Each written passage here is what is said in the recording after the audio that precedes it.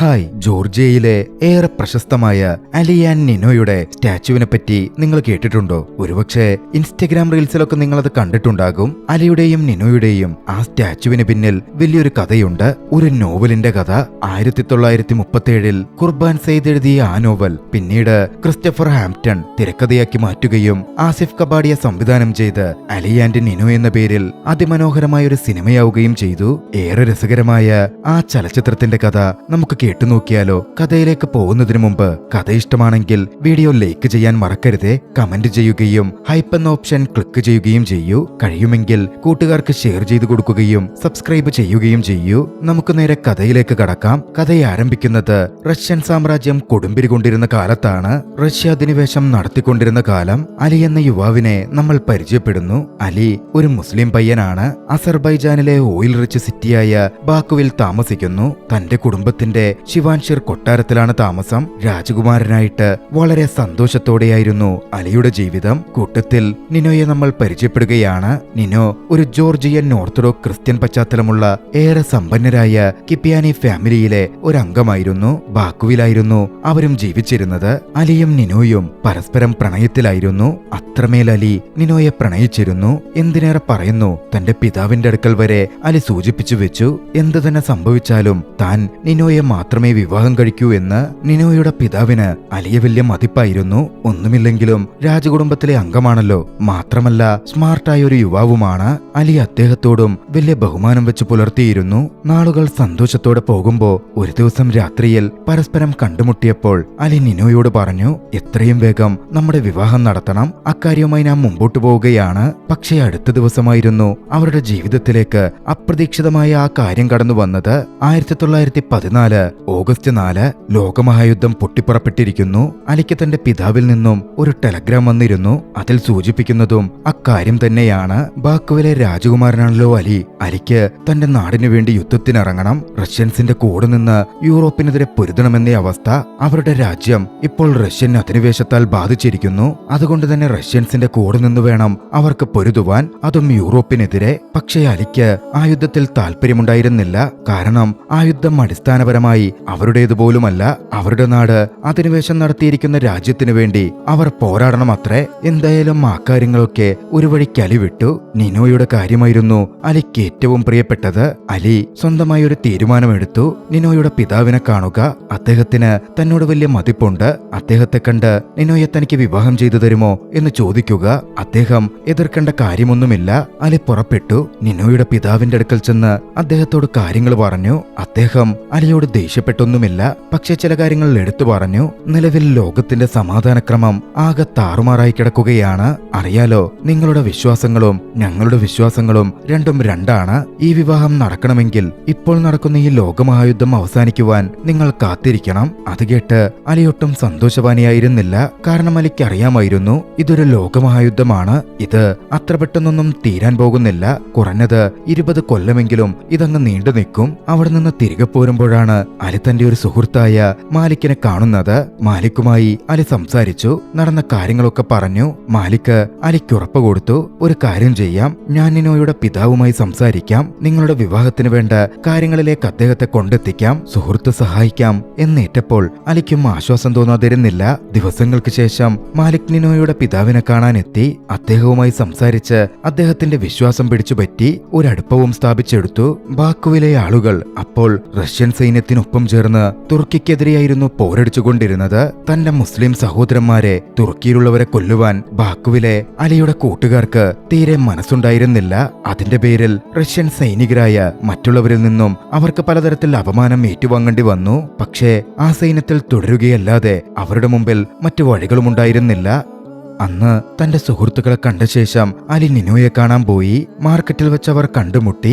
ഇരുവരുടെയും കണ്ണുകളിലെ പ്രണയം അത്രമേൽ തീവ്രമായിരുന്നു. നിനോ അലിയോട് അപ്പോഴുള്ള കാര്യങ്ങളുടെ അപ്ഡേറ്റുകൾ അറിയിച്ചു. മാലിക് ആവശ്യമായ രീതിയിൽ കാര്യങ്ങൾ മുമ്പോട്ട് കൊണ്ടുപോകുന്നുണ്ട്. പിതാവിനോട് സംസാരിക്കുന്നുണ്ട്. എല്ലാം നല്ല രീതിയിൽ നടന്നേക്കാം നിനോ സൂചിപ്പിച്ചു. അത് കേട്ടതും അലിക്ക് ആശ്വാസം തോന്നി. ബാക്കുവിലെ സാധാരണക്കാരായ പലരും റഷ്യൻ പട്ടാളത്തിന്റെ അടിമകളായി മാറിയിരുന്നു.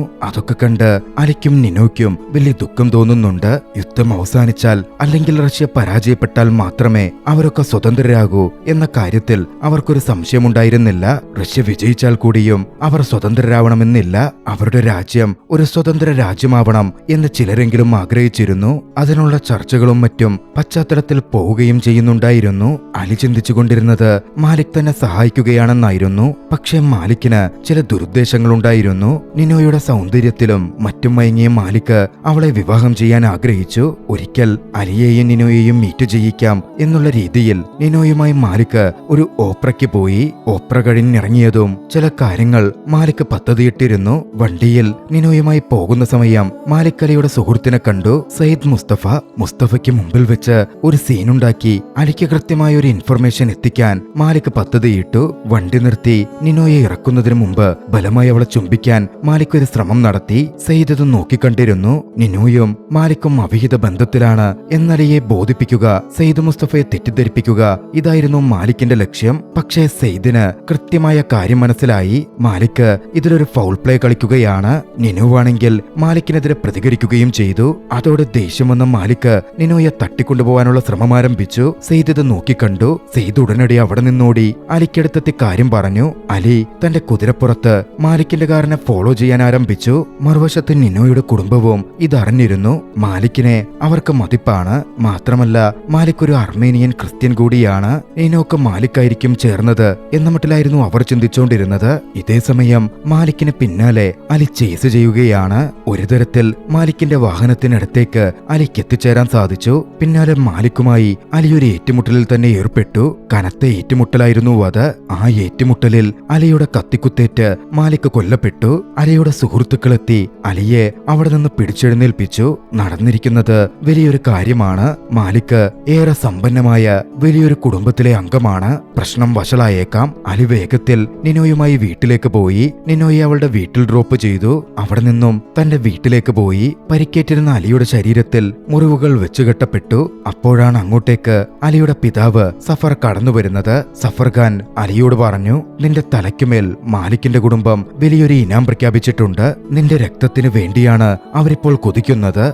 അതുകൊണ്ട് നിന്റെ ജീവന്റെ സുരക്ഷയാണ് പ്രധാനം. ഇവിടെ നിന്ന് എത്രയും വേഗം പുറപ്പെട്ടു പോകണം. മറുവശത്ത് നിനോയുടെ വീട്ടിലും ചർച്ചകൾ പുരോഗമിക്കുകയായിരുന്നു. മാലിക് നിനോയെ തട്ടിക്കൊണ്ടുപോയതും നടന്ന കാര്യങ്ങളുമെല്ലാം നാട്ടില് പാട്ടായി കഴിഞ്ഞു. ഇനിയിപ്പോൾ അലിയല്ലാതെ മറ്റാരും നിനോയെ വിവാഹം കഴിക്കില്ല. അതുകൊണ്ട് അലിയെ കൊണ്ട് തന്നെ നിനോയെ വിവാഹം കഴിപ്പിച്ചേക്കാം. കുടുംബത്തിന്റെ മേലുള്ള നാണക്കേട് അത്തരത്തിൽ മാറ്റുകയും ചെയ്യാം. ആലോചിച്ച് അവരങ്ങനെ ഒരു തീരുമാനത്തിലെത്തി. പക്ഷേ ഇപ്പോൾ ആ വിവാഹം അപകടമാണ്, അത് ശരിയാവില്ല എന്നായിരുന്നു അലിയുടെ പിതാവ് സഫർ പറഞ്ഞത്. അലിയെ വളരെയധികം രഹസ്യമായി പേർഷ്യയുടെ ഭാഗമായ ഡാഗസ്ഥാനിലേക്ക് അദ്ദേഹം കടത്തിയിരുന്നു. പാവം നിനോ നാട്ടിൽ ഒറ്റപ്പെട്ടു. മറുവശത്ത് യാത്രയ്ക്കൊടുവിൽ സയ്യിദിന്റെ സഹായത്തോടെ അലി താൻ ഒളിച്ചു താമസിക്കേണ്ട ഇടത്തേക്ക് എത്തി. കാസിം മുല്ല എന്നു പേരുള്ള ഒരു വ്യക്തിയുടെ സംരക്ഷണത്തിലേക്കായിരുന്നു അലി എത്തിച്ചേർന്നത്. അവിടെ അലി സുരക്ഷിതമായിരിക്കും എന്ന ഉറപ്പ് സയ്യിദിനും അലിയുടെ പിതാവിനുമുണ്ടായിരുന്നു. മലമുകളിലുള്ള ആ ചെറു ഗ്രാമത്തിൽ അലി തന്റെ നാളുകൾ കഴിച്ചുകൂട്ടാൻ തുടങ്ങി. മറുവശത്ത് നിനോവാകട്ടെ സമൂഹത്തിൽ നിന്ന് ഒറ്റപ്പെട്ടു. നടന്ന കാര്യങ്ങളുടെ പേരിൽ ക്രിസ്ത്യൻ കമ്മ്യൂണിറ്റിയിൽ നിന്ന് അവൾക്ക് ഉപരോധം നേരിടേണ്ടി വന്നു. ഒടുവിൽ തങ്ങളുടെ പേര് സംരക്ഷിക്കാനും പ്രശ്നങ്ങൾ ഒതുക്കാനും വേണ്ടി നിനോയെ മോസ്കോയിലേക്ക് അയക്കുവാൻ അവളുടെ പിതാവ് തീരുമാനിച്ചു. നിനോ എതിർത്തെങ്കിലും പിതാവിന്റെ തീരുമാനം വളരെയധികം ഉറച്ചതായിരുന്നു. അവിടെ ബാക്കുവിൽ നിനോക്കിനി ഒരു ഭാവിയേയില്ല എന്നായിരുന്നു അവളുടെ പിതാവ് പറഞ്ഞുകൊണ്ടിരുന്നത്. അന്ന് രാത്രിയിൽ നിനോ സയ്യിദ് മുസ്തഫയുടെ അടുത്തെത്തി. കാര്യങ്ങളെല്ലാം സയ്യിദിനോട് പറഞ്ഞു. എനിക്ക് അലിക്ക് അടുത്തേക്ക് പോകണം. സയ്യിദ് എന്നെ കൂട്ടിക്കൊണ്ടു പോയില്ലെങ്കിൽ അലിയെ അന്വേഷിച്ച് ഞാൻ ഒറ്റയ്ക്ക് പുറപ്പെടും. നിനോയുടെ ഇച്ഛാശക്തിയുടെയും പ്രണയത്തിന്റെയും തീരുമാനത്തിന്റെയും മുമ്പിൽ തോറ്റുകൊടുക്കുകയല്ലാതെ സയ്യിദിന് വഴിയുണ്ടായിരുന്നില്ല. അവളെ അലിക്കടുത്തേക്ക് കൊണ്ടുപോകാൻ സയ്യിദ് തീരുമാനിച്ചു. അങ്ങനെ യാത്രയ്ക്കൊടുവിൽ നിനോയെ സയ്യിദ് അലിക്കടുത്തേക്ക് എത്തിച്ചു. അലി ഒളിച്ചു താമസിക്കുന്ന ആ ഗ്രാമത്തിലേക്ക് മാസങ്ങൾക്കിപ്പുറം അവരിരുവരും കണ്ടുമുട്ടുകയായിരുന്നു. വല്ലാത്തൊരു ശാന്തത, സമാധാനം, സുക്കൂൻ അവരിൽ നിറഞ്ഞൊരു നിമിഷമായിരുന്നു അത്. അലിയും നിനോയും കെട്ടിപ്പിടിച്ചു. പരസ്പരം വാരിപ്പുണർന്നു. പ്രണയം ഒരു തണുത്ത കാറ്റായി അവരെ പൊതിഞ്ഞു. അവരൊന്നിച്ച് ഒരു രാത്രി ചിലവഴിച്ചു. അലി തൊട്ടുപുറകെ തീരുമാനിച്ചിരുന്നു, ഇനിയധികം താമസമില്ല, കാത്തിരിക്കാനും വയ്യ. നിനോയെ താൻ വിവാഹം കഴിക്കുന്നു. അതിനുവേണ്ട സൗകര്യമൊരുക്കാൻ അവിടുണ്ടായിരുന്ന സയ്യിദിനോട് അലി ആവശ്യപ്പെട്ടു. താൻ തന്നെ അതിന് കർമ്മിയാകാം എന്നായിരുന്നു സയ്യിദ് പറഞ്ഞത്. അങ്ങനെ സയ്യിദിന്റെ സാന്നിധ്യത്തിൽ അവരിരുവരും വിവാഹിതരായി. വിവാഹിതരായി സന്തോഷത്തിന്റെ നിമിഷങ്ങൾ, ആനന്ദത്തിന്റെ നാളുകൾ. ഇരുവരും ആ ഗ്രാമത്തിൽ തങ്ങളുടെ ജീവിതം ഒന്നിച്ച് മുമ്പോട്ട് കൊണ്ടുപോകാൻ തുടങ്ങി. സമ്പന്നതയുടെ പട്ടുമെത്തയിൽ ജീവിച്ച അവർക്ക് ആ ഒരു കുടിലിലെ ജീവിതവും സ്വർഗീയമായി അനുഭവപ്പെട്ടു. സാധാരണക്കാരുടെ ജോലികൾ അവരെ തെല്ലും നിരാശപ്പെടുത്തിയില്ല. അവരുടെ പ്രണയം അവർക്ക് ചൂടുപകർന്നു. മുന്നോട്ടുള്ള ജീവിതത്തിന് പ്രചോദനമായി, ഇന്ധനമായി. നീനോ തന്റെ ജീവിതത്തെപ്പറ്റിയും വിവാഹത്തെപ്പറ്റിയുമുള്ള കാര്യങ്ങൾ കത്തിലൂടെ തന്റെ മാതാപിതാക്കളെ അറിയിച്ചു. ആ ഗ്രാമത്തിലെ ജീവിതത്തിൽ താനത്രമേൽ സന്തോഷവതിയാണ് എന്നും അവൾ ആ കത്തിൽ സൂചിപ്പിച്ചു. അലി ഇടയ്ക്കൊക്കെ പറയും, അവരുടെ നാട്ടിലെ ഭൂരിഭാഗം ജനങ്ങൾ ഇങ്ങനെയാണ് ജീവിക്കുന്നത്. ഇപ്പോൾ അവരിൽ ഒരാളായി ജീവിക്കുമ്പോൾ അവരെ കൂടുതൽ അടുത്തറിയാൻ തനിക്ക് സാധിക്കുന്നുണ്ട്. പ്രണയം നിറഞ്ഞ, സന്തോഷം നിറഞ്ഞ അവരുടെ ആ ജീവിതം 3 കൊല്ലക്കാലം പിന്നിട്ടു. 3 കൊല്ലത്തിന് ശേഷമാണ് അലിയുടെ പിതാവ് അവരെ കാണുവാൻ ആ ഗ്രാമത്തിലേക്ക് എത്തുന്നത്. നീനോയേറെ ബഹുമാനത്തോടെ അദ്ദേഹത്തെ സ്വാഗതം ചെയ്തു. അലിയുടെയും നീനോയുടെയും സന്തോഷത്തിൽ അദ്ദേഹവും ഏറെ സന്തുഷ്ടനായിരുന്നു. പ്രധാനപ്പെട്ട ഒരു കാര്യം കൂടി അറിയിക്കാനായിരുന്നു അദ്ദേഹം അവിടെ എത്തിച്ചേർന്നത്. ബാക്കു ഇപ്പോൾ ഏറെക്കുറെ സ്വതന്ത്രമായിരിക്കുന്നു. റഷ്യൻസും മാലിക്കിന്റെ കുടുംബവും ബാക്കു വിട്ട് പോയി കഴിഞ്ഞിരിക്കുന്നു. അലിക്കും നീനോയ്ക്കും ഇനി നാട്ടിലേക്ക് മടങ്ങി വരാം. അലിക്ക് സന്തോഷം തോന്നിയിരുന്നു. നിനോയോട് അക്കാര്യം അവൻ സംസാരിച്ചു. പക്ഷെ തങ്ങളുടെ ആ ചെറിയ ജീവിതം, സന്തുഷ്ട ജീവിതം തുടരാൻ നീനോ ആഗ്രഹിച്ചിരുന്നു. പക്ഷേ അലി പറഞ്ഞു, ബാക്കുവിൽ സ്വാതന്ത്ര്യം മലയടിക്കുകയാണ്. അങ്ങോട്ടേക്ക് മടങ്ങിപ്പോകാൻ, അതൊക്കെ ആസ്വദിക്കുവാൻ ഇതിലും പറ്റിയ നല്ലൊരു നിമിഷമില്ല. നമുക്ക് മടങ്ങിപ്പോകാം. അവരങ്ങനെ തിരികെയുള്ള യാത്ര തുടർന്നു. പക്ഷേ ബാക്കുവിലേക്ക് എത്തിച്ചേർന്നപ്പോഴോ മൊത്തത്തിൽ കലാപവും പ്രക്ഷോഭവും ഒക്കെ അരങ്ങേറുകയാണ്. റഷ്യൻസ് വീണ്ടും ബാക്കുവിനെ തങ്ങളുടെ കീഴിലാക്കാൻ ശ്രമിക്കുന്നു. റഷ്യൻ പട്ടാളം ആക്രമങ്ങൾ തുടർന്നുകൊണ്ടേയിരിക്കുന്നു. ഇതിനെതിരെ ബാക്കുവിലെ ജനത ഒറ്റക്കെട്ടായി പോരടിക്കുകയാണ്.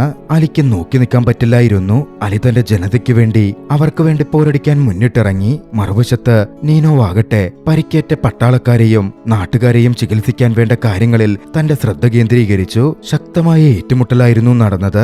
അലി പോർക്കളത്തിൽ തന്റെ രാജ്യത്തിനു വേണ്ടി കനത്ത രീതിയിൽ പോരടിച്ചു. തന്റെ തോളിൽ വെടിയുണ്ട പോലും ഏറ്റുവാങ്ങി. ഏറ്റുമുട്ടൽ അത്ര എളുപ്പമുള്ള ഒന്നായിരുന്നില്ല.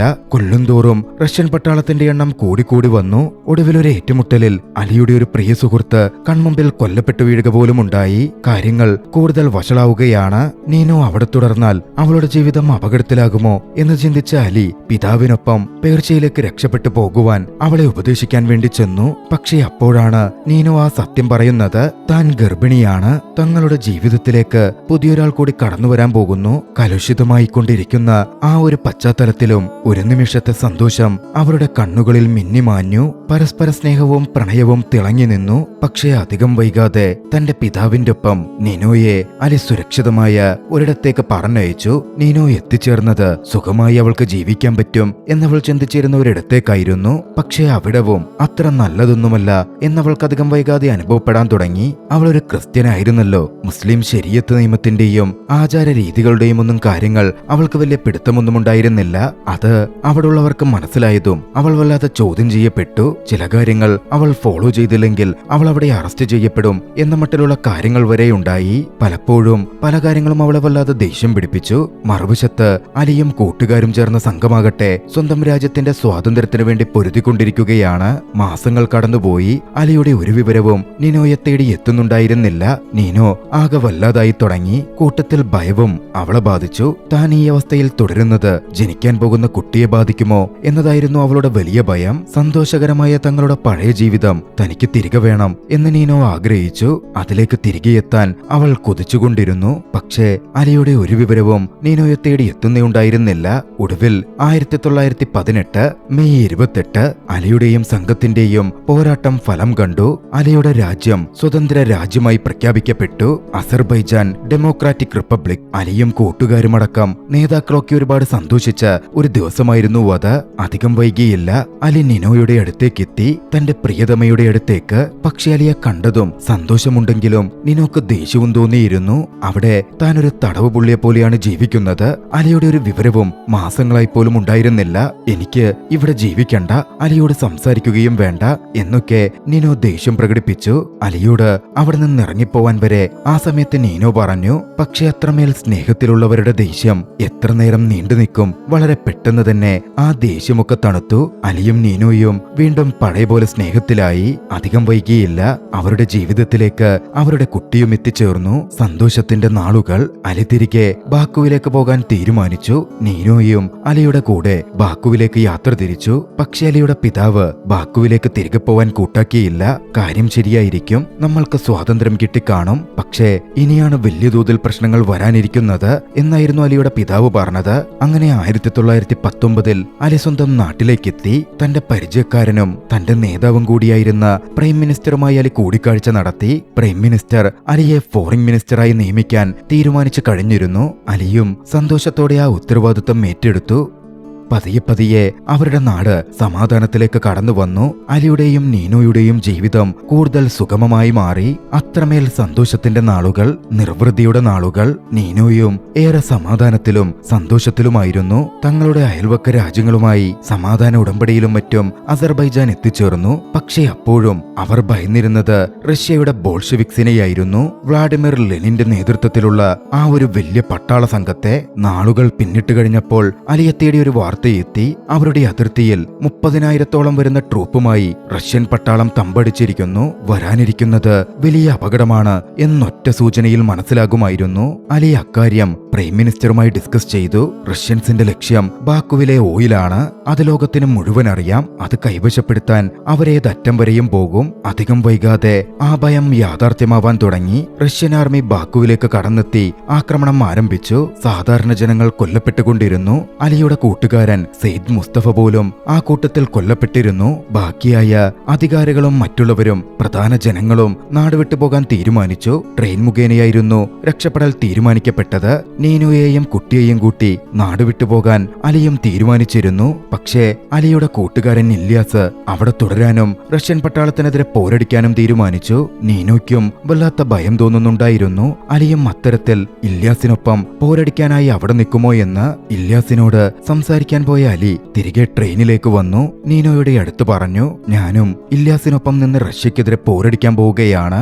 നീനോയ്ക്ക് അത് അംഗീകരിക്കാൻ പറ്റില്ലായിരുന്നു. പക്ഷെ അലി നീനോയോട് പറഞ്ഞു, എന്റെ മകൾക്കു വേണ്ടിയാണ് ഞാനിത് ചെയ്യുന്നത്. അവൾ വളർന്നു വരുമ്പോൾ അവൾക്ക് സുരക്ഷിതമായ സ്വാതന്ത്ര്യത്തോടെ ജീവിക്കാൻ പറ്റുന്ന ഒരു നാടുണ്ടാകണം. അതിനുവേണ്ടി എനിക്ക് പൊരുതിയേ തീരൂ. പേടിക്കണ്ട, കുറച്ച് ദിവസങ്ങൾക്കുള്ളിൽ ഞാൻ നിങ്ങളുടെ അടുത്തേക്ക് എത്തിച്ചേർന്നോളാം. തന്റെ കുടുംബത്തെ ട്രെയിനിൽ അലി സുരക്ഷിതമായ ഇടത്തേക്ക് പറഞ്ഞയച്ചു. നീനോയും മകളും പാരീസിലേക്കായിരുന്നു പോവാൻ തീരുമാനിച്ചത്. ട്രെയിൻ പോയി കഴിഞ്ഞതും അലി ശിപ്പായികളുടെ ഒപ്പം ചേർന്ന് റഷ്യക്കെതിരെ പോരാട്ടം ആരംഭിച്ചു. ട്രെയിൻ സഞ്ചരിക്കുന്ന പാലം വരെ അവർ തകർത്തു കളഞ്ഞു. അലിയും ഇല്യാസും റഷ്യക്കെതിരെ പോരടിക്കാൻ പോകുമ്പോൾ ഇനി എന്ത് സംഭവിക്കും എന്നേറെക്കുറെ നീനോയ്ക്ക് അറിയാമായിരുന്നു. പക്ഷേ അവരെ തടഞ്ഞു നിർത്താൻ പറ്റുന്ന ഒന്നും തന്നെ നീനോയുടെ പക്കൽ ഉണ്ടായിരുന്നില്ല. പ്രതീക്ഷയോടെ കാത്തിരിക്കാനേ അവൾക്ക് സാധിക്കുമായിരുന്നുള്ളൂ. അലിയും ഇല്യാസും മറ്റ് ശിപ്പായികളും ചേർന്ന് റഷ്യൻ പട്ടാളത്തിനെതിരെ പൊരുതി. പക്ഷേ അതത്ര എളുപ്പമായിരുന്നില്ല. ഏറ്റുമുട്ടലിൽ ഇല്യാസ് കൊല്ലപ്പെട്ടു. ഒടുവിൽ ഒറ്റയ്ക്ക് പിടിച്ചു നിൽക്കാൻ പറ്റില്ല എന്ന അവസ്ഥയിൽ മാറിൽ വെടിയുണ്ടകൾ ഏറ്റുവാങ്ങി അലിയും അവിടെ കൊല്ലപ്പെട്ടു വീണു. മരണാസന്നനായി വീണുകിടന്ന അവസ്ഥയിൽ അലിയുടെ കണ്ണുകളിലൂടെ മിന്നിമാഞ്ഞത് നീനോയോടുള്ള പ്രണയകാലം മാത്രമായിരുന്നു. നീനോയോടൊപ്പമുള്ള ഏറ്റവും പ്രിയപ്പെട്ട നിമിഷങ്ങളായിരുന്നു. തന്റെ 24-ാം വയസ്സിൽ അലി സ്വന്തം രാജ്യത്തിനു വേണ്ടി വീരമൃത്യു വരിച്ചു. അലി മരിച്ച് ആഴ്ചകൾക്കപ്പുറം അസർബൈജാന്റെ പ്രൈം മിനിസ്റ്റർ കൊല്ലപ്പെട്ടു. പിന്നീട് 71 കൊല്ലത്തിനു ശേഷമായിരുന്നു 1991 അസർബൈജാൻ വീണ്ടും ഒരു സ്വതന്ത്ര രാജ്യമായി മാറിയത്. അന്ന് പാരീസിലേക്ക് രക്ഷപ്പെട്ട നീനോയും മകളും പിന്നീട് ഒരിക്കലും ബാക്കുവിലേക്ക് തിരികെ വന്നതേയില്ല. അവർ അവിടെ തങ്ങളുടെ ജീവിതം കരുപിടിപ്പിച്ചിരിക്കണം. ആ ദൃശ്യങ്ങളോടെ മനോഹരമായ ചലച്ചിത്രം അവസാനിക്കുകയാണ്. രസകരമായ ഈ ചലച്ചിത്രം നിങ്ങൾക്കിഷ്ടമായെങ്കിൽ വീഡിയോ ലൈക്ക് ചെയ്യുക. അഭിപ്രായങ്ങളും നിർദ്ദേശങ്ങളും കമന്റുകളിൽ രേഖപ്പെടുത്തുക. കഴിയുമെങ്കിൽ ചാനൽ സബ്സ്ക്രൈബ് ചെയ്തും കൂട്ടുകാർക്ക് ഷെയർ ചെയ്തു കൊടുത്തും ഞങ്ങളെ സപ്പോർട്ട് ചെയ്യുക. അടുത്ത എപ്പിസോഡിൽ മറ്റൊരു മികച്ച ചലച്ചിത്രവുമായി നമുക്ക് കണ്ടുമുട്ടാം. അതുവരെ ബൈ.